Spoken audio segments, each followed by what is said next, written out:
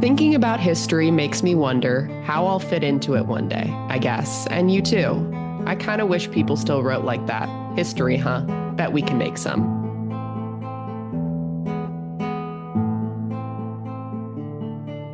Welcome to the Busy Girls Book Club. We're bringing you all of the internet's favorite books and letting you know whether you should take your time to read them or whether the internet's just gaslighting you into a marketing scheme.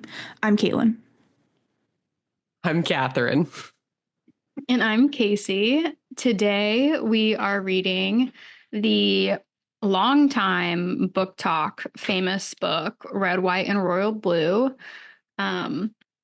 which has since been turned into a popular movie.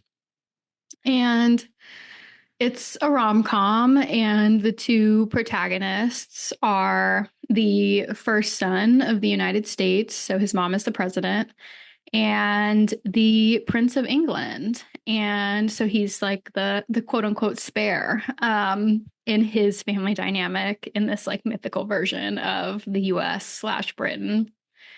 And yeah, it kind of follows them, their relationship. And also there's a lot of like political stuff, and like there's an election that takes place in the US in the course of the book, and like they talk about the Queen and, you know, having two queer guys be in such public facing roles. So yeah, that's basically what the book's about. Do you guys have any reviews? Yes, I found a very funny 1-star review.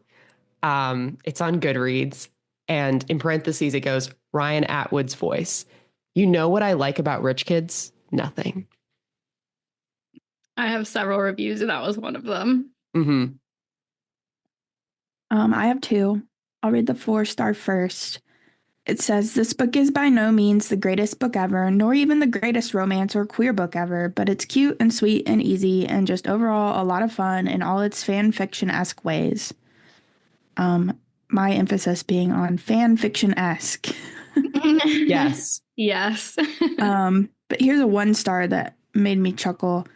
For the life of me, I cannot recall how this book came onto my read list, but it was not for me. More of the Lifetime channel meets Teen Beat magazine demographic. Unless I missed it, but it should be in the young adults reading section.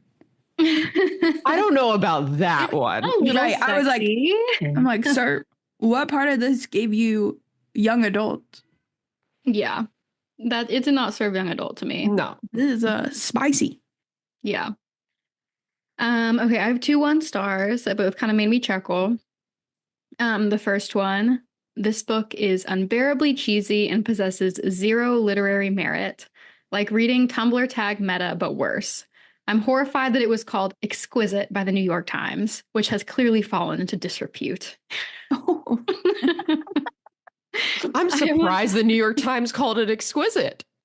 I am also surprised the New York Times called it Exquisite. But just the way the New York Times in disrepute, I hate that person so much. I think she was kind of making a joke. I mean, we hope, fingers crossed, but whatever. Yeah, if she was unironically saying that, then I have problems. Yeah.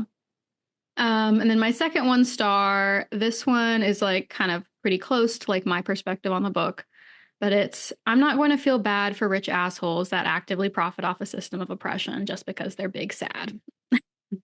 Oh, you kind of did write that on your Goodreads. Yep. You did. Yep. Very reminiscent of my own review. Anyway, per usual, the book is much more highly rated by the general audience than our 1-star reviews. The overall Goodreads rating is 4.1 out of 5, and the overall Amazon rating is 4.5 out of 5.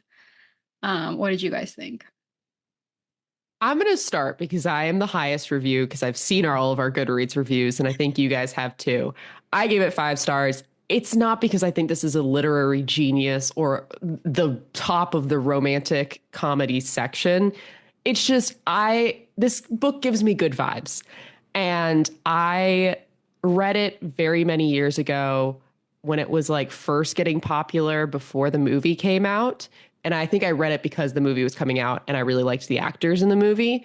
And I liked it then. It came at a good like time in my life when I really needed a pick-me-up, and it gave me a pick-me-up. And then I reread it for this podcast. And again, it's a good pick-me-up book. It's candy. It's really just for that fan fiction girly that just really loves these kind of like improbable romances. And I mean, I think that's just, it hit a spot for me. So I like, y'all are going to dig on this book. I know you are. I'm not going to fight you on it because I don't disagree with either of you. It's just, it gives me something that I needed. I am not going to dig on the book. I gave it a 3, and it was fun. It was cute. It was fine. Not my best romance ever. I think the author had great writing and she was pretty funny. I just think the book was a little longer than it needed to be, in my opinion. And all the rising action was in the wrong places. And also, I was not a fanfic girly, so it was so very unrealistic. I could not even get on board with it. It was like watching a Netflix rom-com, and which I guess it is anyway. Also, I'm sorry, I'm not a gay man. So the romance did not scratch my itch. That's fair. I'll out myself. I was a fanfic girly. So. So I also gave it 3 stars. I want to preface this by saying I'm absolutely going to shred this book. But a big part of my issue with it is that I just work in political journalism. Like I work in Washington, D.C. And there are parts of this book that actually I could not stomach. And I don't think I would have felt that way if I didn't have my job. So my opinion of this book is like heavily influenced by just working in this space. But the outright, just like unapologetic nepotism that was passed off as like empowerment, like, oh my God, my mom's the president and we're all going to work on her campaign. I was like, this is just like actually just the cringiest bullshit I've ever read in my life. Like, you're just a Nepo baby. It doesn't matter if you're gay, you're straight, what color you are just a Nepo baby. And you're not exceptional just because your mom is the president, and it doesn't mean you're talented. And I don't care about your problems. Like, I was so mad at the way this book portrayed politics because, I'm sorry, he is a very privileged boy whose dad is a senator and whose mom is the president of the United States. I can totally understand why in many ways that would make being queer very difficult. I'm not trying to take away from that like part of the book, but his just like total disregard for like his position in the world, and he's like working on his mommy's campaign and he's like, oh, I can't wait to like work my way up the ladder. I was like, can you just pull your head out of your ass? Like, your mommy is giving you a job. That's not cool. And I just felt like this book just like hit so tone deaf, because if any other politician did that, like, we would not think it was cute. And so yeah, I'm like really mad at this book. Yeah, damn. Despite both giving it 3 stars, these are very different 3-star ratings. Yeah. Yes. Because I give most romances, rom-coms I read 3 stars because they're cute, but whatever. yeah. I mean, there are other things with the book. It's like there's a point in the book where it becomes unbelievable to a degree that I just could not also like deal with. I thought it was boring. I still gave it 3 stars because I thought the characters were cute. I thought the romance aspect of the book itself was fine. It's just that like I felt like this author was trying to write like an inclusive, empowering story, and she just like served rich bullshit. And so yeah. Yeah, to be fair though, a lot of nepotism in politics. So that's very believable. It's extremely believable, but I was like, I'm sorry, I'm not falling in love with your queer love story for 2 millionaires who didn't work for it. Like, get over yourself. Fair. Just wanted to point that out. You know what? Let me say it read extremely Prince Harry. So that was very accurate. I was going to say, after reading Spare, this book was very interesting. Oh, you best believe I have a question in our discussion question that's very related to that. Oh, dear. We all hate that book. Yeah. Mm-hmm. Okay, so well, if you can mindlessly read politics, I'm sure that you will be totally fine with this book. But I was like, I could not do it. Well, it was an idealized version of politics, let's be real. And our it was ideal fantasy, version, girlfriend. It was fantasy. Yes. Fantasy. And also, I'm sorry, in our fantasy, do the children of presidents grow up and become a political operative based on experience off their mom's campaign? I just could not. I can't. I'm sorry. Yeah, I get it. I get it. I'm not going to defend the book, to be fair. It scratched an itch I wanted scratched. Still itching. More plot or character driven, before we get to all the area where Casey can rant. I would. It's hard. I'll jump in and say I thought plot because the entire plot is it's the love story and then trying to figure out how to make it work. And there is a good amount of like character in it, but ultimately I just think this whole story without the plot would be dumb as rocks.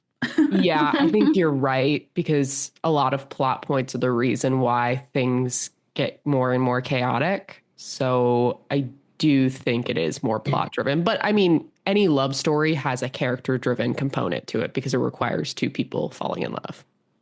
Yeah. I agree with that. I agree with Caitlin. This book felt too long to me. And I think part of the reason that is because I don't think there was a good balance between plot and character. I felt like there were times where there was just absolutely no plot at all.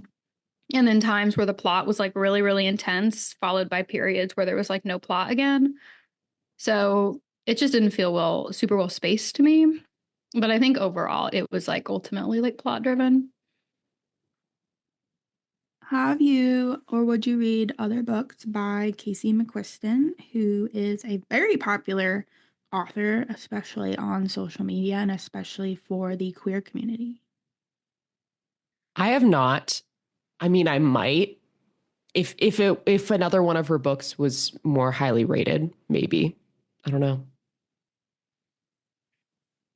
I think I'm probably okay. I don't think that surprises anyone. I could be persuaded. Like I said, I enjoyed the witty writing. It wasn't the writing that was the issue for me, but I just haven't found one that's popped up that's caught my interest. So, Right. what about, okay, so you kind of started in on the pacing of the book. I mentioned I thought it was a little long. Let's get more into that. How was it? How long did it take you to read? I'm not a romance reader. If you've ever listened to this podcast before, you already know that about me. I think it took me a week and a half to read this book, and there were parts that I just kind of skimmed over. Like, it just didn't hold my interest. And I thought it was cute. I just think it would have like been better if it was 100 pages shorter. I think some of the like time where they were just like hanging out and getting to know each other was like a little extra. I also thought there were a lot of like unnecessary sex scenes that just didn't feel like they were meaningful. Um and like also weren't particularly spicy. Like no like I'm not mad at like a fade to black sex scene, but also that felt like there were a lot of them like back I to back. was There surprised were. by that. Yeah, Mhm. I was surprised at how graphic the before leading up to the sex scene was, but that it would fade to black. That was quite Yeah. surprising for a It romance had book. me doing math in my head because I'm not a gay man. I was like, and then it would fade to black. I was like, well, I'll never know. But I agree with a lot of that. I think sometimes there were way too many friggin' email correspondence thingies happening. I was like, okay, they're very romantic and cute, but like, let's move on. Let's go. And also, like you said, a lot of it was the romance building up. And then there were like two major um like points of I don't know, like high points in the plot at the very end because you ended up with there's a scandal at the end and then there's an election at the end. And I was like, "Oh my God, I feel like we have gotten to this rising and now we can't come down and it just ended." I was like, "Whoa. I need you to calm down here at the end. We could have done with one and not both of those." And Yeah. that's where it got to feel long. Is I was like, "Oh my Yeah. God, another huge plot point." It does read long. And I think I liked the emails because I thought it was cute correspondence and I thought it gave me new perspectives on different things. We'll get into that more in the spoiler section. But yes, I agree. The pacing was not great, but I read it in 2 days because I actually was interested in the characters. I liked the characters and I had the time to sit down and just read. I will say there were parts I skimmed. I'm not going to lie. Most romance books, that's kind of what I do, is where I'm half reading sometimes. Um, Do we really trust her opinion then? yeah, don't trust my opinion. Honestly, I think this whole episode is going to be don't trust my opinion because I have nothing to defend this book. It's just kind of like it hit a moment where I wanted to read it. How often do we do books that are just like, that was my comfort read, I loved it, and you guys are like, you're stupid. Now it's my turn for this to happen. Yeah, it's fair. And we It read happens Tender to and us the all. Flesh, and Casey's like, this is my comfort read. Oh God. It's a book about like Ivy League creative writing program where this woman is like devolving into a mental hysteria, and I'm like, this is my comfort read. Yeah. We all have our Crazy. comfort reads, and yes, this took me a whole 7 days. I didn't say that. It took me a full week to read, but I read every word. I did not skim. See, now I'm just going at Catherine because she never gets to be the one that's picked on. Hey, I'm here. I'll take it. It's funny. Okay, so would you watch a movie or TV show of the book? And it's already a movie, so easier to answer.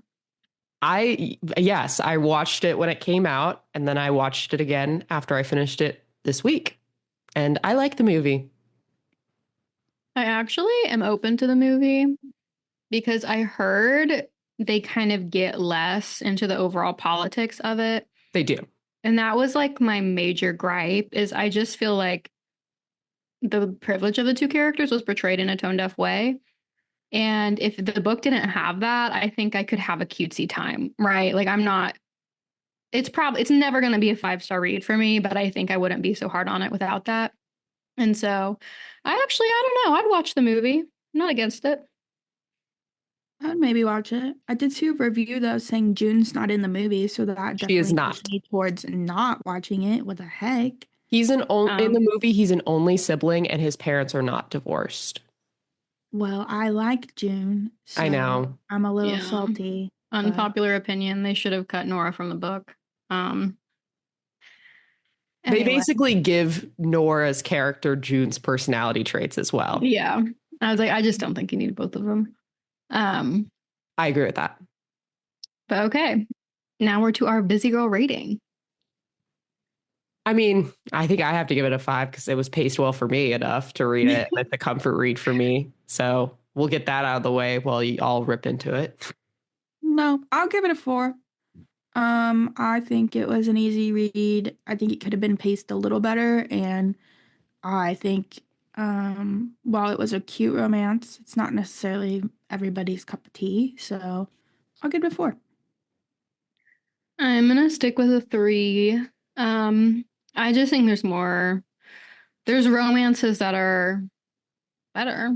I mean, that's really it. I think it's easy to read, but I think there's more captivating romances and particularly more captivating queer romances. So Oh, for sure. There are way better queer romances out there. This is just candy. all right. Well, this is our spoiler alert section. It's a rom-com, so there aren't necessarily a ton of spoilers because there has to be a happy ending. But there is a lot of random stuff that happens to these characters along the way, mostly in the last chapter of the book. But yeah, go read it or watch the movie or both and then come back and listen to our discussion. First question is, what do you think of Alex and Henry? I mean, I do like that it was in Alex's perspective. I think this would have been way too much if it was both Alex and Henry's perspectives and we'd flip back and forth, because that seems to be a vibe a lot of authors are going with lately. And I think it's to the detriment of the book sometimes. I think this was good that we just had Alex's perspective. I think it gave Henry a little more depth because he has a lot of internal thoughts that he doesn't put out in the world because he's the potential future king of England. So I liked that aspect of Alex's character. I do think he got a little whiny and for supposedly a very smart kid, he comes off as very dumb. Like the fact that he was like, am I bi? And I'm like, honey, if you're having like romantic partnerships with men before you even considered this? Yes. I don't know how that journey goes though, because I'm straight, but I was kind of like, yeah, if you're making out with boys when you're in high school, I think you can consider that as your, yes, you have some sort of like degree of the LGBTQ spectrum. Um, so yeah, I think that was the one thing where I was just like, Alex, you're kind of an idiot. Um, Henry, on the other hand, I think he was, for a princeling, I think he was a pretty well rounded character. And I think I was interested in him and how he came about his sexual identity in a world that like was very discouraging of it. And I think that's parts of the books was I was the most interested in was like the British royal family, not necessarily the American political system, because that part I know pretty well. And yes, I agree with Casey. It was unbelievable in this book to where like I was just like, I'm just not gonna go into it. But with the British royal family, I don't understand it because it's a very tight knit thing. So I could totally believe that they would, you know, try to keep someone in the closet. So I actually really enjoyed Alex's like queer awakening because I think that's probably how some Yeah. people are when they don't have the option to be queer. Like he never thought it was an option for him, and then he was like, "Oh shit, yep, totally was bi." I don't know. I found that part to be like the funnier parts of the book, especially like when they end up in the mop closet together and stuff, and you're like, Yeah. "Yep, he doesn't know it yet, but he likes boys." Mhm. I that was the parts I thought were funny, and I enjoyed that part. Alex, I liked a lot more in the beginning than I did in the end. I thought he got kind of overbearing and single track minded towards the end. And just, I think this is where it got really unbelievable for me. He was just so very reckless, as like, you're not going to slip security and do all that all the time and it's going to turn out perfectly okay. Like, it's just, I don't know. It was a cute romance. I think I liked Henry better, but maybe because we didn't hear his thoughts in his head all the time. I don't know. But he seemed very like Darcy-esque if Darcy was a gay royal. Yeah, that tracks. I don't know. I think some of the best parts of both of them were actually their supporting characters. Oh yeah, their families were the best part. Yeah, I really liked Alex. I thought that he was also just like a great representative for the queer community because he wasn't super queer coded. Like, I think it was a great example of just a normal person being queer, which is, you know, how a lot of queer people are. And then Henry, though, I found so bland, like so British. I mean, just zero personality except for a few romantic, cheesy lines in a poem. Like, I really did not get their connection. I think that's one of the bigger failings of the book to me is like, okay, so there was all this like sexual tension in the beginning. Then they like start their sexual relationship. And then I felt like the relationship was all sex. And then all of a sudden they're in love. Like, I just didn't feel it. I didn't feel the connection between them. And I didn't really love Henry. Also, I found them both super whiny. And I think it gets worse as the book goes on. Um, So, I mean, I thought they were fine. I did like Alex, though. I loved that he was from Texas. I actually thought the representation of Texas outside of the election was really good because a lot of the book's like complaints with the way people see Texas are things that I also talk about. So I really actually believe that this author had a great grasp on Texas and then like a horrible grasp on politics. Because I have one small thing that I just want to say at the beginning. It is like political 101 to not put things in emails. Yes. Yes, thank you. The second they started emailing, I was like, These are going to leak. Yeah. Yes. Email servers. Leak. Yep. I knew it immediately. And yes, lots of people are still dumb and reckless in politics and don't believe it will happen to them. So I'm not like even totally against the fact that they do emails anyway. The parts that like really stretched my belief were the fact that they made the email so graphic and also that they virtually never think about the security risk of like these are two of the most high-powered children, most high-profile families in the world. Like, not an exaggeration, the most high-profile children of politicians in the world. And they don't even think for a second about not putting this in an email. That like alone was so unbelievable to me, because even as a journalist, like, we get debriefings about how to conduct ourselves in emails. Every time you write an email, you have to assume it will be public. Yep. Like, emails are not secure or are routinely hacked. Like, it's a small detail that really bothered me. I think, and I don't know how y'all will feel when I say this. I think the whole point of the email server was, one, a way to do letters in the modern age, and two, to make an email server joke after the 2016 election, because that was what was taboo in the 2016 election, was Hillary Clinton's emails. And they make multiple references to email servers and how that could cost someone an election. And I'm like, this feels a little on the nose, but okay. Yeah. I'm also just gonna put it out there, since we're talking about Texas.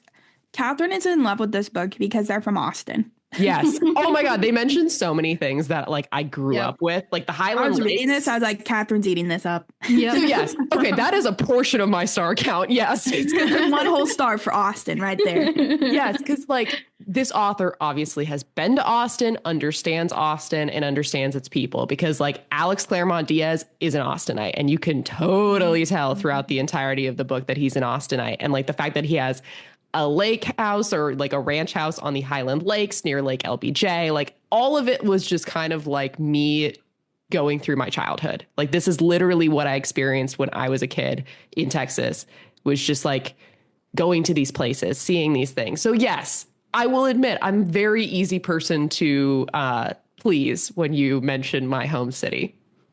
Right. So, well, this leads well into our next question, which is about tropes. Because I do want to say I still liked the trope of love letters. Like, actually, one of my favorite parts of the book was them exploring a little bit of queer history and these love letters from ancient figures who were like, not even necessarily ancient, but just, you know, pre-huge LGBTQ movement politicians. Even had Eleanor Roosevelt in there. Eleanor Roosevelt. Yep. I was like, that's my girl, right? But I really liked that. And I liked the sort of like historical, like, incorporating that into the story, and kind of the fact that like these political love stories aren't really new, and like I liked them sort of positioning themselves as like another like piece of history. And like I liked the romantic like callbacks. I thought like the old love letters were beautiful, and so I'm not even like against the emails. I just feel like it could have been approached in a believable manner, and it was not. It also could have been spaced out more, because there were points where we had like 10 back-to-back emails, and I was like, okay. Yep. I would have liked it more if it was like a chapter separator. Like at the end of every chapter, we got an email exchange. Yeah. Yeah. I did like the forbidden romance trope. I feel like a lot of people don't touch that anymore because Romeo and Juliet feels cliche. Yeah. But I liked this premise. No matter how unrealistic it is, you know, a lot of people want a fairy tale. This is a fairy tale. It is a prince falling in love with a forbidden romance, and that's what you get. So I did like the forbidden love trope. Yeah. I agree. I'd like a Disney Channel like movie, except the Disney Channel wouldn't have made two queer kids when we were growing up. No, but it definitely reads Disney Channel. It so was giving me like Princess Protection Program. Yeah. Oh yeah. No, yeah. I liked the enemies to lovers in the sense that like it kind of turned the enemies to lovers trope on its head, because neither of them were really enemies. They were just kind of repressed. They were depressed. They were going through some shit, and they had like a bad first start meeting, but even then they still had like these feelings for each other. Like it was quite obvious that they were going to be more to each other than they thought they were, and that it wasn't actually an enemy relationship, which I thought was cute. And I do love a good enemies to lovers in general. Yeah, I love the love letters. Like I think that I know they came a lot sometimes, and it was like a very long portion of the book, but I was very interested in how it explored queer history. And I didn't know some of the people that they mentioned could be queer. And like some of them, yes, I did know, like it's been well documented that this might be the thing.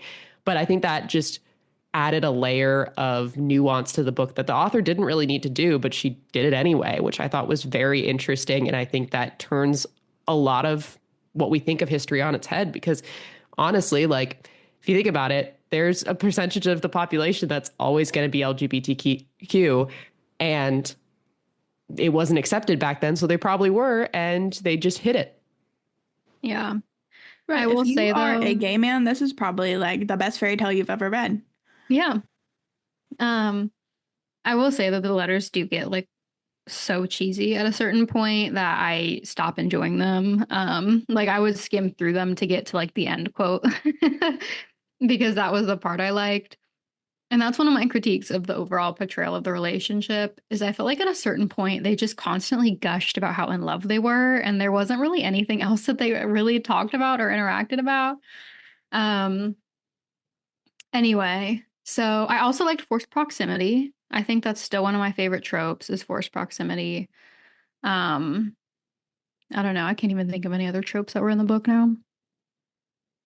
Mm. Miscommunication, but that's just every romance novel Yeah. They didn't even miscommunicate that bad in this one. at the They just- beginning. Well, yes. Okay, well, let's talk about who I want to talk about, and that is Percy, June, Nora, and B. Mhm. I Yeah. love their little triad on each side of the pond and the little supporting cast. So I love them. What did you guys think? And who was your favorite of the, what did they start calling them? The Spectacular Six or something? Yeah. I liked Nora. I liked her because she felt a little bit more outside of things and had like a different interest. Like she was doing all this computer science stuff, which I thought was interesting. And honestly, I thought a lot of the characters were a little one-dimensional. They felt a little typical to me. I still thought they were a good part of the book. Like they added a lot because I just don't think the book could have stood with just Alex and Henry. So I think they were like useful distractions and also help Alex and Henry at different points in ways that I think are like good and believable. Like Alex kind of grappling with his sexuality and then ultimately both of them deciding if this is worth going public with, if they really feel like this is worth kind of the entanglement of politics in their lives to be living openly. And I thought that was really good. The lake house portion was like my personal favorite because as a Texas kid, like those like afternoons on the lake just felt like so reminiscent and nostalgic to me. And I loved them talking about like the family that they felt with each other. Of course, I always love found family. So yeah. Yeah, we love those lake house days. Mhm. My favorites on Henry's side, it was B, because I think she was a unique character where like she went through the same trauma as Henry did with the loss of their father and then being thrust into the spotlight and having to like console the British people about their dad's death. And like I think how she reacted and like having going through substance abuse issues was really interesting. And I think that added a layer to the book. And then on Alex's side, I loved Nora because she's just like the data analyst, nerdy, dorky girl who is just like so all in on like learning about data and is kind of introverted, but also like she knows a lot. She's really, really smart, both like emotionally and intellectually. And so I really liked Nora.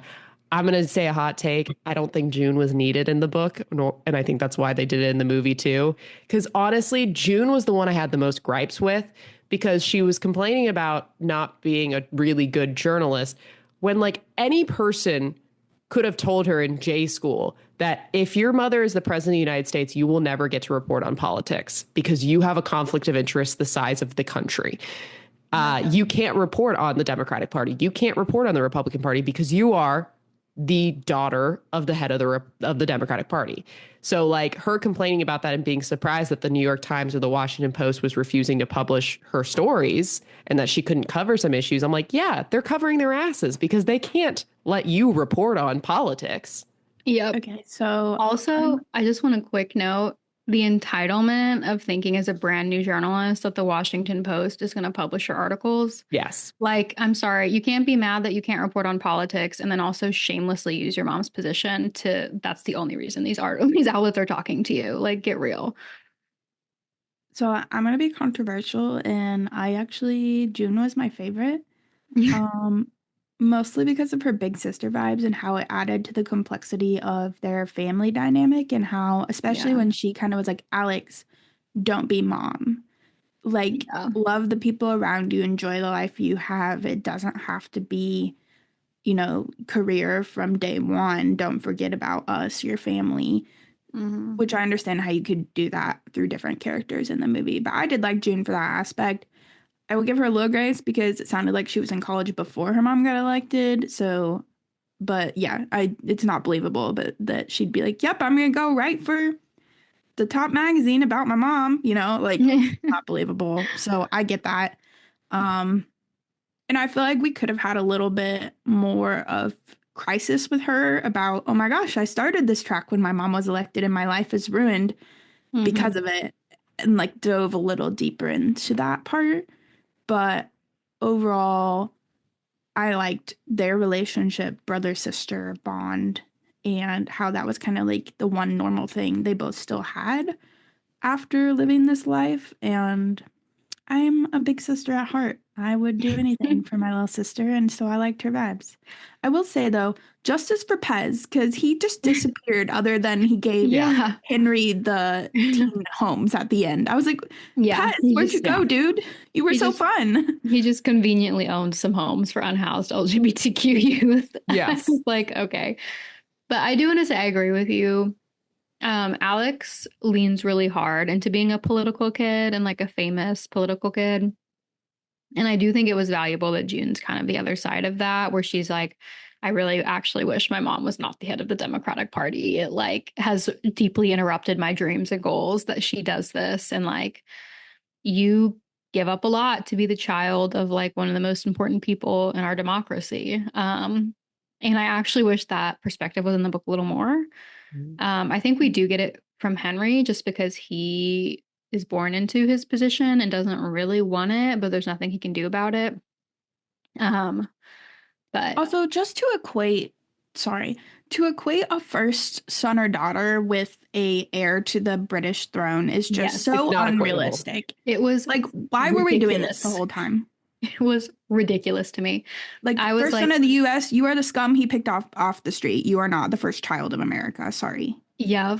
And also, your parents, like, competed for that position, right? Like, your parents worked a whole career, raised a shit ton of money, convinced millions and millions of people to vote for them, to put them in that position, which is radically different than just being born into the aristocracy. Yeah. Like, I saw what they were going for, but I was still like, this is just not the same thing, however. I'm like, yeah, I was always interested in Sasha and Malia, but not like this. Like, I just was like, oh, cool. These two girls live in the White House, Like, yeah. Okay. It's not quite the same as being essentially your entire life is to be the figurehead of your country and to continue on this bloodline, which is a ridiculous and speaking thing. On behalf of your parent, the president, as if you are a party leader. No. Yeah. No one voted for you. Obviously, we're all American, but I was like, I'm sorry. This is the difference between having like an incredibly high stakes career that you fought tooth and nail for and being the Kardashians. Like, yes, it's not the same. Well, we're kind of already talking about that, but what did you think about the families, the family dynamics, and do you view the royal family in this book a little differently after reading Spare? Yes, reading Spare changed, I think, how I would have reacted to this book a lot. But B, the end where they just like veto the queen and everyone's like good with it and there's like a pride parade. I was like, Not okay, happening. right. We went from like a romance fiction to straight up fantasy. Yeah. And just like the mom being totally absent from the story until like the exact necessary moment. And then all of a sudden she has a backbone. I was like, and she like literally like threatens to like overthrow her mom and like get them to like Joe Biden, the Queen of England. It was like, What, really? yeah. Yeah. Damn. I will was say, like, to another point, reading this post 2020 and pandemic and then post yeah. 2024 election also gave this a widely different Yeah. viewpoint for me. But yes, at first it felt like they were setting Henry up to be Harry. Um, One parent tragically dies after being a movie star, a distant older brother.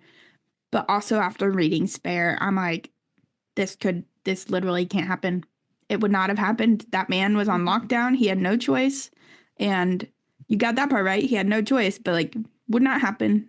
Not a thing.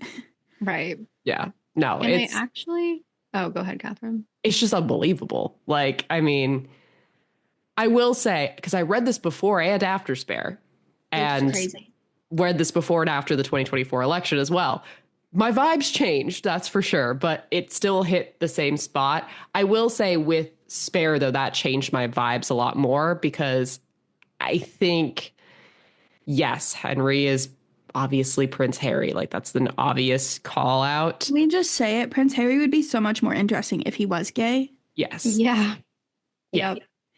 I No think offense to him and Meghan and their children, but like he would be much more interesting publicly. Yes, if he was also fighting on another front. Yes. I think what's interesting about the book, though, and I do think it's resolved way too quickly, is this idea of duty to country to continue on the bloodline and just kind of like keep it in the closet, keep it ignored, and marry someone just so that you can procreate. And I think that was an interesting part because I do think that there is a lot of pressure on the royal family to have babies. And I think it's quite obvious in the British media and in the British monarchy because every time a member of the royal family is pregnant, it's huge fucking news. And they follow them to the hospital and expect a photo op at the end of it. So I do think there is some interesting point that this book brings up about forcing someone into carrying on a bloodline. I think it's resolved way too quickly, though. Yeah, it glossed over how Philip didn't want kids. And then when they're arguing with his grandma and stuff, Philip's like, someone has to carry on the bloodline, as in, like, I'm not going to. And I was like, dude, you're the number one who's supposed to do this. Like, you don't just get to shirk your duties and your brother can't. Like, that's just, it was so double-sided. I was like, either put it in or take it out, but, like, explore it more if you're going to leave it in. I don't know. So my opinion is like, Henry's queer crisis with his family resolved way too quickly. And Alex's was actually way more fraught than necessary.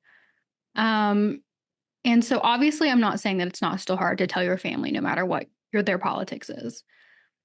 But I was just like honestly confused as to why the child of the president being queer in a democratic ticket was that big of a deal. Like, yeah.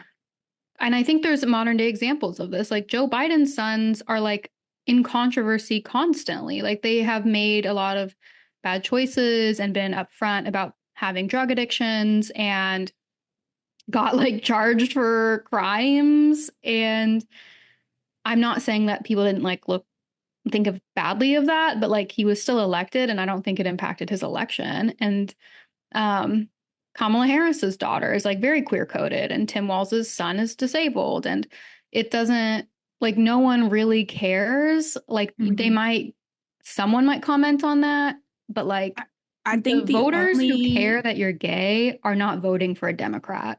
No. So yeah, I think it all came down to the unrealistic ending where they win Texas.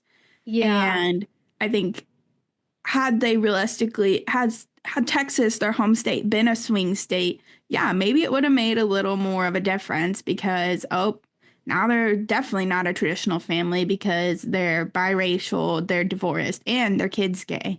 So, like, yeah, maybe. But realistically, you're not winning Texas, Democrats. I'm sorry. I Yeah.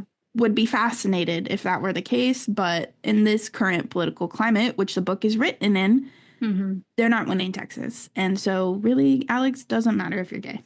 And also, those voters were already turned off by the fact that you live in a biracial family and are divorced. Right. Like, the only reason he got Texas is because the other dude went after a Texas boy, and Texans are vengeful. That was more believable than you. I was like, sure, that one is believable.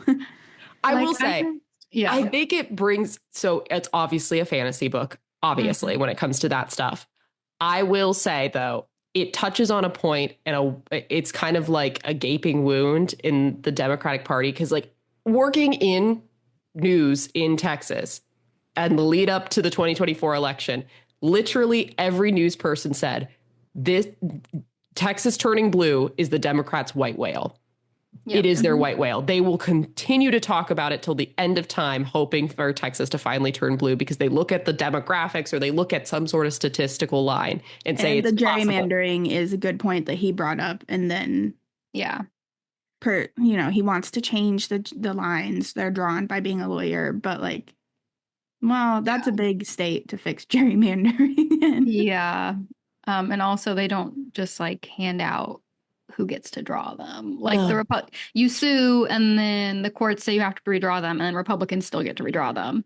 Also, you're not going to become a lawyer, fix that, and then run for Congress. Those two things don't happen in the same lifetime. Yeah. You got to pick one of those, buddy. You're not doing them both simultaneously. So dark. So big dark. goals. I didn't knock the author for this because, Catherine, you're right. There was a time, especially before this past election, where Democrats like really felt they could get Texas. And that was like a huge like dream they were selling, which is actually funny because I've reported a lot on this, like just as my personal job. And the fact that no, Texas is not turning blue at all is like actually like my job, just to like tell that story. And so it was funny to me, but it has aged particularly badly because of like the political trajectory of the country. And so what was once sort of like a hopeful tale of the future now just feels like almost just like mockingly off point. It did. It absolutely was like salt in a wound. And when they were like, Pennsylvania is blue, I was like, well, in 2020, it sure was. In 2024, it sure was not. Yeah, it definitely. If you're a political junkie, this book may not be for you, because this is taking wild takes. Also, the fact that they thought Alaska mattered in the Electoral College. I'm sorry, Alaska. You literally don't matter in the Electoral College. No one pays attention to Alaska. No. On election day. What? Yes. On election day, the states that they were paying attention to, I was like, I would love to read whatever article this author wrote that told her these are going to be the states to watch, because they are not. Have you watched Anderson Cooper before? Yeah. Just look up Steve Kornacki and have him break it down for you. Right. Yes. Khaki Kornacki. Khaki Kornacki. Here's our like poli-sci major journalism backgrounds coming out for you, as we were just more enraged about the portrayal of the Electoral College. If you can separate fact from fiction, then this book is great. If we're going that this book's full fantasy fiction, fine, sure. Yeah, this is basically a mythical version also, of America, the fact that they would think they were losing when the West Coast hadn't come in yet. They knew they were getting California. Yeah, I was silly. Like, what are you talking about? You know, this is the one place that's in the bag. Like, girl. I know. Anyway. Some of us don't think the way we think on election nights. But. I know. Some people are lucky enough to just be so much more like politically unplugged. Okay. So our last question, obviously we're referencing this like fantastical ending where the crown gets behind Henry. He's gay. They don't care. America and the world come out for Alex and Henry and their relationship after all this hand wringing. And then it's on election night and it's super close and she wins because Texas flips, which, by the way, I know we've already... My sister is behind me laughing. I know we've already gone in on this point a lot, but also if all those other swing states went red, Texas is not going to be the only quote unquote swing state that goes blue. No. Like these things happen like as a collective political movement. Like you can't lose every other swing state and then just win Texas. It's just ridiculous. But anyway. So there's this fantastical, like beautiful, picture perfect, everything in the world works out and like photo finish. What did you guys think of just this like grandiose ending? I mean, I liked the idea of him holding a key in his keychain around his neck the entire time to like remind him of home, like it's from his childhood home that they hadn't been to in a while, because like obviously when you become president of the United States, you're not really allowed to do those kind of things. You're not allowed to drive, you're not allowed to kind of like go and just hang out at your home. I liked that kind of coming around full circle at the end where he takes Henry to his childhood home. It felt a little abrupt just to end on election night after kind of that whirlwind of election stuff. I understand there wasn't much else to say, but at the same time, I was just kind of like, this feels like an endorphin high that doesn't sustain. Like you're just like, it out. So, I mean, I love that it was in Austin that her election party was. That's fun. I do. So first, the fact that he was like, oh, mom knows someone at NYU Law. I was like, oh my God. Yeah. Anyway, happily ever after in New York, I guess. The prince, they'd never let him do that. We saw what a big freaking deal it was when Harry came to California. Like, that's not how that works if he's maintaining his royal duties. But anyway, I also want to ask about Raphael Luna, who was a big part of the ending. Sorry. That was a crazy plot twist. That First of all, would never ever happen. You'd be out of politics so fast. So unnecessary. And also, he's an independent, which is crazy. Yes. An independent Colorado. From Colorado. Yeah. I was like, girl, please. A gay independent man from Colorado supporting the Republican side to be a covert operative. Voted out.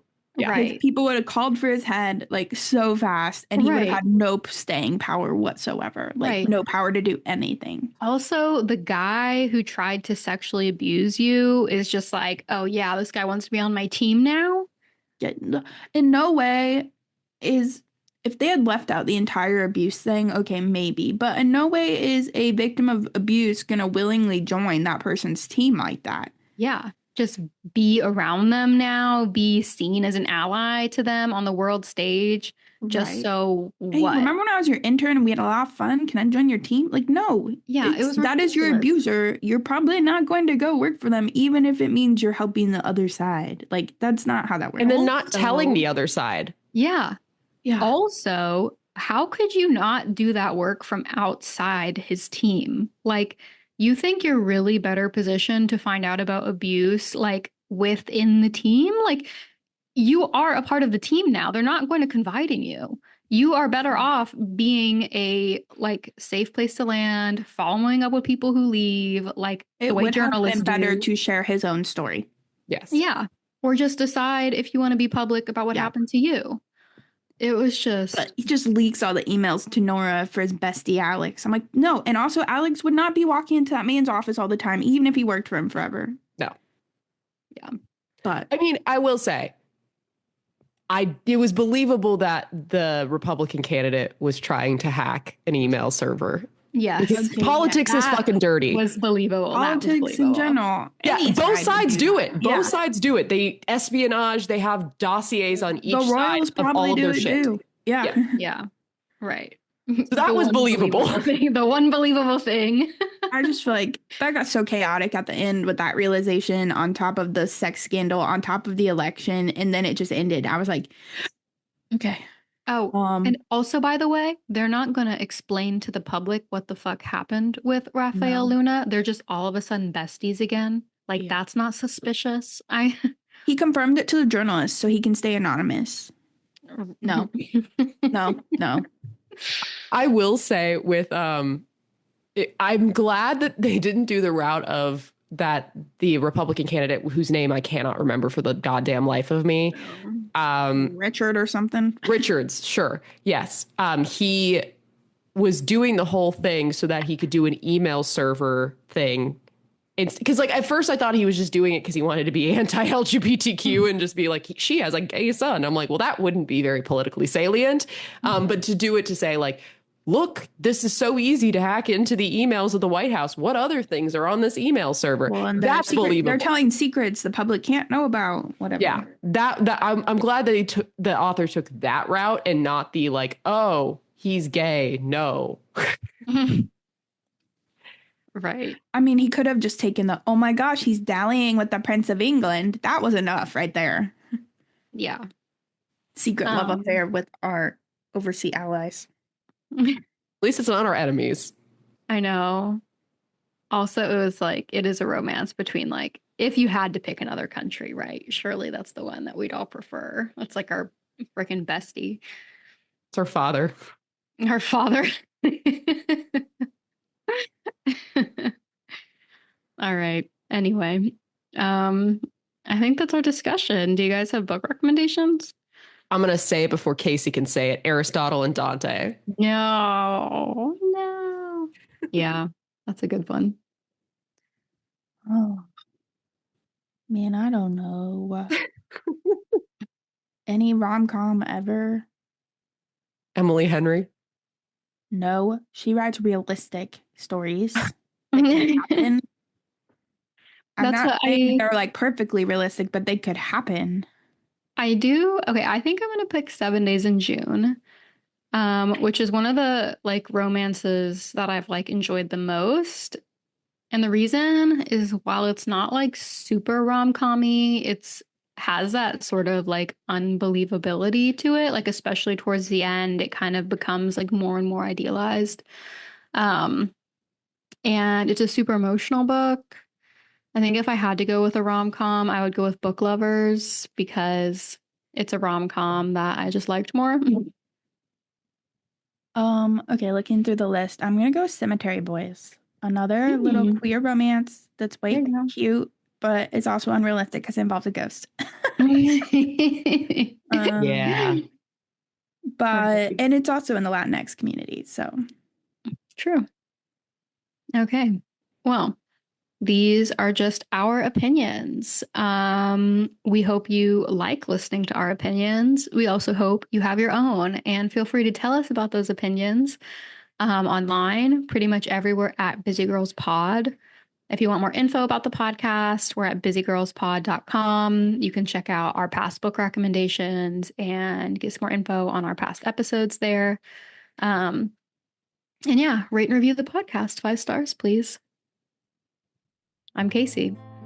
I'm Catherine. And I'm Caitlin. Thanks for listening. And when you get a chance, take a break with the Busy Girls Book Club.